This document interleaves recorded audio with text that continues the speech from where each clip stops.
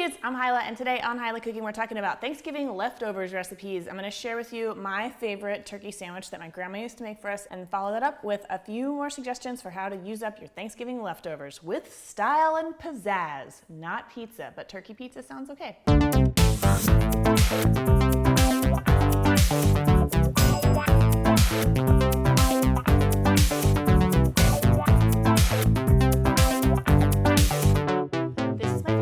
Because my grandma used to make this all the time for us. She would add these ingredients to her list when she did her Thanksgiving shopping so that she could be sure to have all this stuff on hand to make sandwiches for us. So avocado is a key part of this. This is the Hass avocado, which is like the bumpy black one. You want one that's black or almost black and it should feel a little bit soft. I like to test it towards the stem end. And just give it kind of a very gentle feel all around to make sure there's no divots or really strange soft spots that might be bruised. And then if you pop the little stem off and you look inside, if that's parts green, then that's also a good sign. You wouldn't want to get one probably by the time the little center part is black or something, it's probably overly ripe. So let's cut this open and see if I'm right. Wouldn't that be embarrassing if this was just like a total disaster inside? Ooh. It's perfect, just like me. Just kidding. Okay, so avocado is a key part of this. Some bacon. I already cooked this. My family, we like it really well done and crunchy, especially on the sandwich. So the thing about bacon is you want to put it into a cold pan first and then turn it on to medium heat. As that heat increases, it'll render out more of the fat, so you end up with crispy bacon rather than kind of flabby bacon. And then just flip it a few times until it's as done as you like. Okay, bacon, leftover turkey. If you don't know how to cook a turkey, I also did a video on that a few years ago for a butter injected turkey. Ingested, it's both. And I'll put a card up here to link to that so you can see how to cook a turkey, but this is just some leftover sliced turkey breast. I like to leave the skin on for my sandwiches. Lettuce, tomato, and white bread. You have to use white bread. White bread is really, really important for this sandwich. Mayonnaise is the other crucial component. So, mayonnaise. Feels so silly to be making a sandwich, but the sandwich was a crucial part of my growing up. Sometimes we would even have these sandwiches late Thanksgiving night. When you do your Thanksgiving meal at 11 a.m. and then everybody's still hungry again by 5. Make sure you get mayonnaise all the way to all the edges, unless you're gonna cut the crust off. That's your prerogative. It's my sandwich and I'll do what I want to. And if you have any leftover cranberry sauce, that's good too, but it's totally not necessary. Okay, then 2 big slices of tomato down. And I always, unless I'm packing the sandwich to go, in that case I don't do this, I like to put a little salt and pepper right on the tomato because it's so juicy and it kind of really sucks in all the salt and pepper flavor, just to make sure you have a well-seasoned sandwich. Some turkey. This part of the layering is not quite as crucial. You can kind of do any arrangement you like after you get the tomato down. And I like the tomato right on the bread so that it does the tomato soaks into the bread a little bit too, and it gets all the flavors just get all together. A little lettuce. I like Iceberg because it's really crunchy. And then for the avocado, I just do this. A lot of people are like, that's so dangerous. But I tell you, I have never cut all the way through and sliced my hand in half or anything. So I don't think it's really that dangerous if you just use very light pressure, which if your avocado is ripe, that should be all you need. And then I'm going to use some of this avocado on the other side of the bread as kind of a spread. Kind of smear it around a little bit. And then the bacon. Oh, see, I like bacon when it's crunchy like a cracker and kind of almost burnt. That's just me. You do it how you want to do it. So usually 2 slices of bacon broken in half. Oh Lordy, I haven't had this in so long. My grandmother died oh gosh, I think it was about 4 years ago, and I don't think I've had this sandwich since we used to have Thanksgiving at her house, and that was even longer than 4 years ago because she was in a nursing home for a long time before that. So, here we go. This is gonna be my childhood. You're gonna be witnessing me eating my childhood. After this, I've got coming up a chicken pot pie, which you can totally use leftover turkey to make a turkey pot pie. But first, I'm gonna eat this delicious looking sandwich. And one thing I always appreciated when I was a kid is how pretty it is on the inside. Like avocado and the turkey and everything, and I'm talking too much and I should just eat this. Mmm. Oh yeah. It's so delicious. Sorry, I've got mayo face.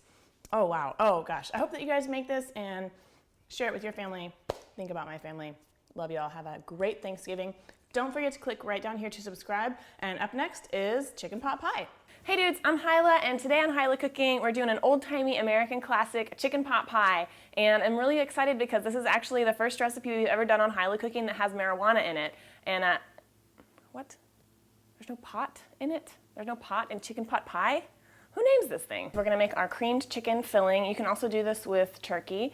I just used a whole chicken that I cut up and then boiled for about an hour in 4 cups of water and then just shredded it like this. Just some butter here. All right, I'm gonna add my vegetables now just to get them a little bit softened up before it bakes in the oven. And I've just got onions and celery, carrots, and an ear of corn, just fresh corn that I cut off the cob. And I showed you how to do that in the quinoa salad video if you need to see how to remove the kernels from an ear of corn. Okay, so once the onions are just starting to get a little bit translucent, we can go ahead and scoop them out into a bowl. And you could probably skip this step if you cut up your vegetables really, really small. They'd probably cook just fine in the oven without this little head start, but that's up to you. A little more butter in the pan for our roux. So, okay, I said little. It's actually not a small amount of butter. I will grant you that. All right, so once your butter and flour is totally combined like this, and it's smelling a little bit nutty like cooked flour, go ahead and add the stock. And this was just the water that I boiled the chicken in. And a lot of people say that if you add cold water or whatever to hot roux that you won't get lumps, but I find that the surest thing for me is just to whisk it a lot. Just to see if I'm proving myself wrong right now this very second. Beautiful. Okay, once all of the liquid's incorporated and you have a smooth sauce, and honestly, you really should do this in a large pot. I'm using a skillet because it shows up better in the video so y'all can see what's going on in here, but you can see I made a huge mess. So a big pot would actually be way better. And I'm gonna season it with a little bit of salt and pepper and dried sage. Sage is an earthy kind of thing. I use it a lot in bread stuffing and cornbread stuffing. All right, and I just turned the heat up to high. I'm just gonna get this up to a simmer and then it'll thicken up really well. Okay, look, this is getting nice and silky smooth, nice and thick. I'm gonna turn the heat off and just let it cool for a little bit while we move on to our pastry dough. I've got here some pastry dough that I already made up. I have a video on how to make your own pie crust. You can check that out, but you could also buy one, or some people will even use biscuit dough. I'm gonna do a 2-crust pie today, so I'm gonna use the pie crust because that works better if you want a bottom crust also. And whenever you're rolling out, it's easier to get a round shape if you start from the middle and work your way out to the edges. And just keep turning it to keep it from sticking and also to try to keep it as round as you can. Okay, that's pretty round there, and I've got a standard pie pan. I really should be using a deep dish pie pan, but so whatever. I'll probably have a lot of filling left over, but that's fine. And then just kind of use your rolling pin to help you get it in there and pat it down. If there's any little hangover edges, just pull those off and we'll add them to the other half that's gonna go on the top. Okie doke. And now while I've got my flour board all still here, I'm gonna go ahead and roll out the top crust. And for this, I'm going to attempt to do a lattice top crust. I've never done one before. It might turn out hideous, but I sure hope not. So I'm just going to kind of roll this into more of a rectangular shape. Just pizza cutter. I think this will work good. So I'm just going to cut this into like 1/2-inch strips, I think. I think that's 1/2 inch. I really don't know. Let's see if this works out for me. Let's see if the gods are willing. All right, and now I've got my little guy. So I'm just going to start out with putting like half of these fillings in here. So, well, that's cute. Some chicken. A little bit of parsley. And I think I'll put a little more vegetables on top so that the color shows through my little lattice thingy. and it'll look real cute. Okay, cool. Don't want to fill it too much because we got to leave room for our chicken sauce. Okay, beautiful. And then let's see how people do this. So, you know, I don't really know what I'm doing here, so don't judge me too harshly. All right, that's not half bad. It's not the most ugliest thing I've ever made. And just want to tuck the little bits around. I'm actually going to build up the edges a little bit with the extra pastry. All right, and now since it is a little janky and hobo looking, I am going to brush it with a little bit of milk, and that's just going to help the pastry crisp up and get really brown and kind of shiny. You could also use a beaten egg, but since you're only going to use like a tiny bit, it always seems like kind of a waste to me to use a whole egg for something like that. And this is totally optional. It's just going to make it a little bit prettier. Looks fan-chicken-tastic. I'm going to put it in the oven now for about 30 or 40 minutes. Pie's done, dudes. Pot pie, yo! No weed, though. So chicken pot pie is a great option to use up some turkey. Another idea would be to do a tortilla soup. I did a chicken tortilla soup video coming up, but you could totally use your leftover turkey. This is a nice option because it's got like really light and fresh flavors, so it's a big change from the heavy holiday food that we're all been eating. All right, we're gonna start out by making our broth, which the first step to that is kind of like making salsa. I've got here a guajillo chili that I'm just gonna toast really quickly here. If you can't find guajillo, you could use an ancho, whoa, or just substitute like a teaspoon of chili powder. And then that's hot, and then I'm gonna just let that cool. Okay, so I'm gonna put tomato and onion and garlic and some oregano and thyme all in my blender. And now this guy, I'm actually probably dump a little bit of the seeds out. Okay, cool. And kind of tear it up into chunkies. I'm gonna add a little bit of water just to get things moving and shaking. And we're gonna make a paste. It's gonna be loud, you might wanna cover your ears. Perfecto. Okay, and then I've got some chicken broth here that I made myself. That's why it's so dark and rich looking. 4 cups of that, and I got my big soup pot, and we'll start putting this together, and then it's gonna be ready real fast, promise. So the first thing we're gonna do is kind of like fry our little salsa that we made. So I've got a big pot here, maybe just like a teaspoon of oil, not very much. And let's try to keep this dietary for the chicks and the old people, huh? So you see how like this is kind of a pale pink, but you'll see as it cooks, it'll turn a little bit darker. And that's what we want, just to like lose the raw taste of the onion and the garlic. All right, so this is like kind of turning, as it was kind of pink, now it's kind of starting to turn a little bit orange. And that's good. It's getting a little bit darker. Cool. So this is getting a little bit of a simmer happening. And from here on out, it's like super easy. So I'm going to add my... So, okay, now you can see it's like a lot darker than it was initially. So that's cool. Okay, I'm going to add my stock. And keep it on high. And then a lot of times when you get chicken tortilla soup at a restaurant, it's just like chicken and tortillas in a very delicious broth, but there's usually not a lot of vegetables going on. But foo-foo on that. I'm gonna add, I've got some zucchini and carrots and celery. I'm gonna put it all in. And some poblano pepper, just a little bit of that. And then I've got some leftover chicken from when I roasted a chicken. I did an episode on that a couple weeks ago. And then that's how I made the chicken stock too. So if you don't have leftover chicken, you can just dice up some chicken breasts and throw it in there too.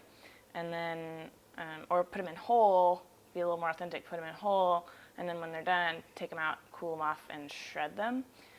Like I've done here with this leftover chicken. Oh my God, I just spilled everywhere. So, okay. We're practically done. I'm just gonna give it a little stir. Looking good. And I'm gonna put a lid on it and bring it to a boil and let it simmer for maybe 20 minutes until the vegetables are done. And then soup's on. Okay, so it's been like kind of at a good simmer for about 30 minutes. And I realized I forgot to put any salt in it, so I'm going to do that now. And then I have these little tortilla strips that I made. All I did was get 4 corn tortillas and cut them into little skinny pieces and bake them at 300 for about 15 minutes, just kind of give them a little shake every once in a while. And now we have like totally fat-free little crispy tortilla things. So I'm going to throw a few of those in here just to thicken up the broth a little bit. And it'll absorb some of the liquid and make it nice, thick like a stew. So maybe just a handful, kind of crunch them up. Now I've got a little bit of cilantro, and I'm just going to tear it up and throw it in. You want to make sure you put the cilantro in at the last minute because its flavor it kind of gets a little bit bitter when you cook it too long, and I like the fresh kind of grassiness that it affords the soup. Wow. This is going to be so good in my mouth. All right. The time is nigh. Okay, and also you always want to squeeze a little bit of lime juice over each bowl and add a few more little tortilla strips. Sometimes it's served with rice that you can kind of mix up in there, but I just like these little crunchy deals.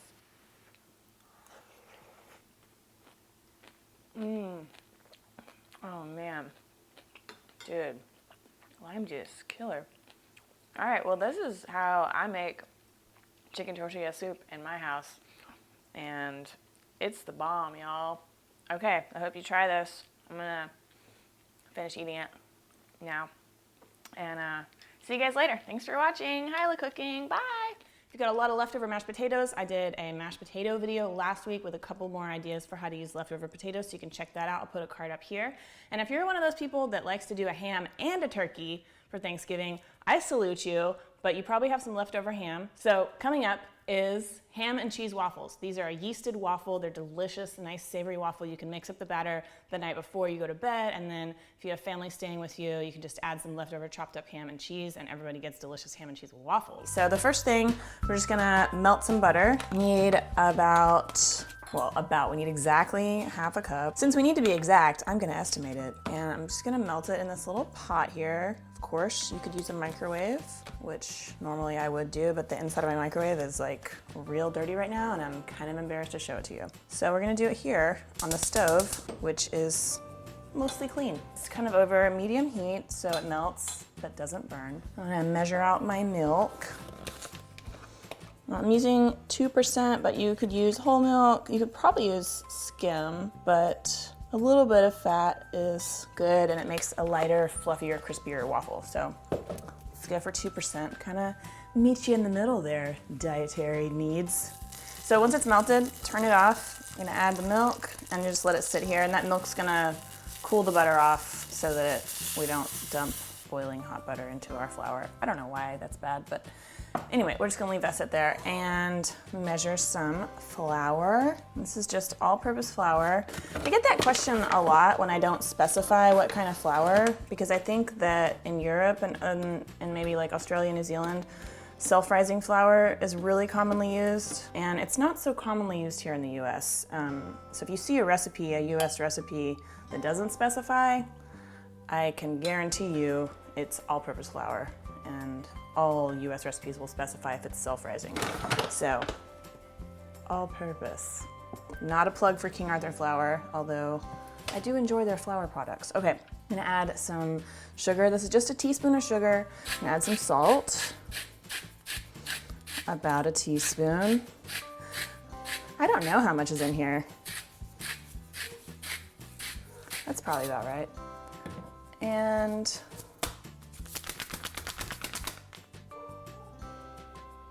the neighbor's dog. I'm gonna kill it someday. Well, it looks like the doggy woke the baby up, but that's okay. Hey, what's up, dude? Say hello. Maybe he'll just hang out in the kitchen with me. Maybe the dog will shut the f up. Maybe we'll be able to get through this mess with a minimal amount of excess noise. Let's give it a shot. Yay! There we go. Hey, now you can see me and your father. Okay, a packet of yeast. Active dry. Make sure the date is good. And the little teaspoon, get all that out. Little teaspoon of sugar I put in there is not gonna make these sweet, it's just gonna feed the yeast. Feed the Yeast would be an awesome name for a metal band that writes songs about gynecological issues. Now we're gonna dump our milk and butter in here and get that whisked up. Whisked up. And with waffles, you don't really need to make sure that the lumps are out. In fact, you shouldn't. Just as soon as there's not a bunch of dry patches of flour, then you're good. There's still some lumps here, that's fine. I'm gonna add in 2 eggs. Uno, dos, I can count. And we'll get these whisked in. And as soon as the eggs are all incorporated and there's no more streaks of egg white or egg yolk, this looks perfect. I'm brilliant.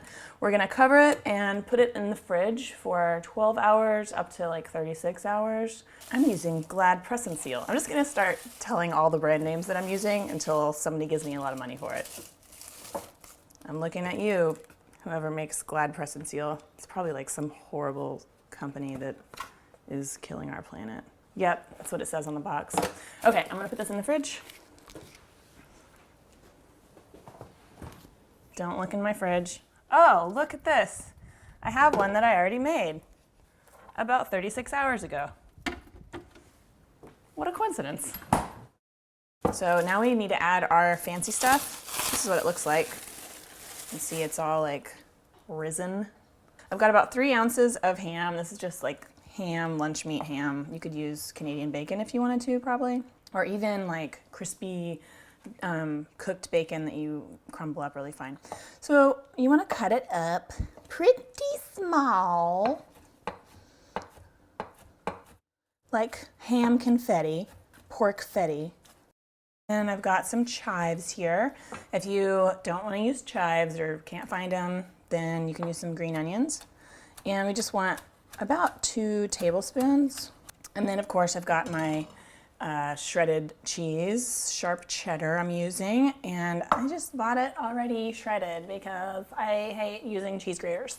All right, so I'm just gonna add in the ham, then the chives, then the cheese.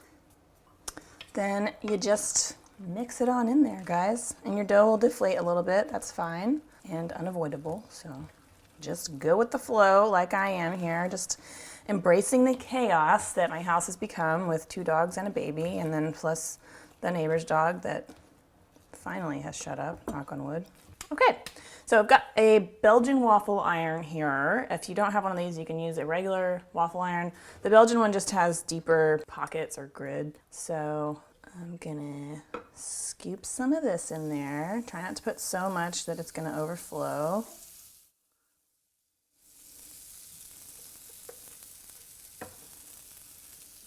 And then close it, and most of them have a little light that tells you when it's done, but basically you just want to look for, it'll start to steam a lot, and then the steam will subside, and then you can open it, take a peek, see if it's brown enough. If it doesn't open easily, that means it's not cooked, so just don't force it. Whoa, shit, it's overflowing. Really overflowing. Don't do that. Don't make it overflow like I just did. So my waffle is done. Look at that. Dude, it's crunchy. It smells like an awesome cheesy ham sandwich.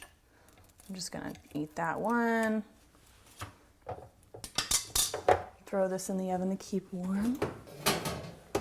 And then, so yeah, you can top these with butter, and maple syrup is actually surprisingly delicious. I've got a compound butter here that I made yesterday that's scallions, green onions, whichever you call them, and lemon, which is delicious. You can top them with hollandaise sauce, and then you can top it with like a runny fried egg. These are really pretty versatile. So I'm just gonna do this, and I'm just gonna take a chunk out.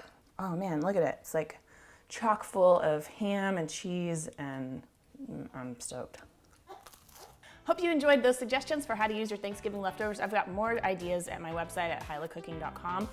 Please don't forget to subscribe right down there, and I will see you next week with more videos. Have a great Thanksgiving, everyone. Bye. Mwah.